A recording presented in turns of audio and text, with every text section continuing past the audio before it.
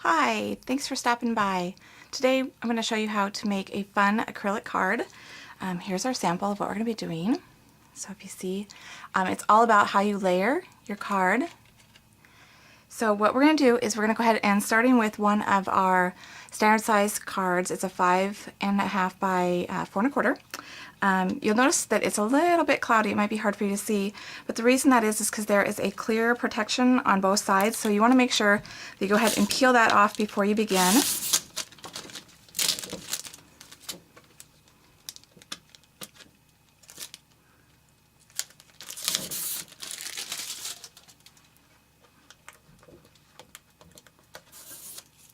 Okay, and then you also want to do the inside.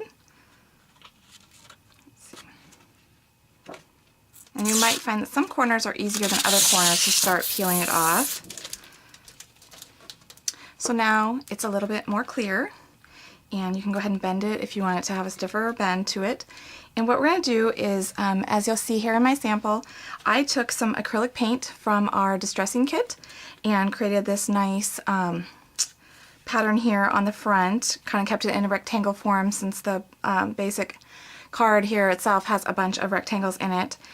And so you'll go ahead and you'll take the paintbrush and the little tray, and I've already put some of our white paint that comes in the distressing kit.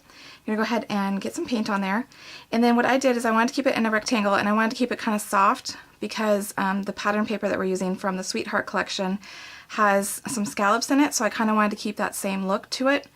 So basically you're just going to kind of go around, get a nice rectangle, making it as large as you want. And again, you could do regular brush strokes if you wanted to, but I want to kind of keep that softer look by doing these kind of swirl marks in it. So once you have that done, then you'll go ahead and set that aside to dry. And so here is a dried version that I have. And what I did is the pattern, I don't know if you can really see very well, but it has little hearts inside of a scallop, and then there's dashed lines around it. So what I did is I took our My Legacy black pen and I made little dashes around the outside border, and I just went all the way around and did that before continuing, so that way it kept that uniform look to it.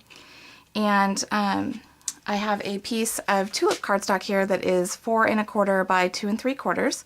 And what I've done is, because our cardstock has a white core to it, I went and took our edge distresser and I swiped that all the way around to kind of expose that white core. And then what I've already done is I've already glued a piece of our black polka dot paper, also from the Sweetheart collection. And this actually measures 3 1/2 by 3/4. So I went ahead and I glued that on there. And then what you'll do, a trick that I found that works really well, is I'll take the foam brush that comes in the kit and a little bit of our liquid glass, and I'll pour a little bit of liquid glass out and then use the foam brush to actually put a nice even coat of adhesive on the back of here. And then that way you'll notice that it dries really clear, and you don't have as much showing, so that it looks clear because you're using this clear acrylic card. So I went ahead and I glued that piece on just like here, and then I took the Scallop Heart paper that's also, I said, from the Sweetheart collection. It measures 2 1/4 by 2 1/2, and I wanted to stamp a little sentiment on there, a little XOXO, and that is from our Soulmates word puzzle set, and I did that in black ink, and then I inked up the edges with black as well.